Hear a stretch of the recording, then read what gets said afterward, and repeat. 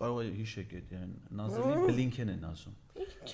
Դեն բանը Անթոնի Բլինքենի հետ որ գնացել էր ինքը հանդիպան, Նիկոլն էլ էր մասնակցում այդ հանդիպման։ Այն կարմիր պիջակը որ հագել էր։ Ասես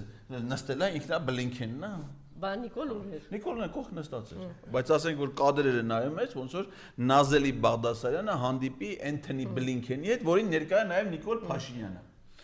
Հիմա այդ Նազելի Բաղդասարյանը,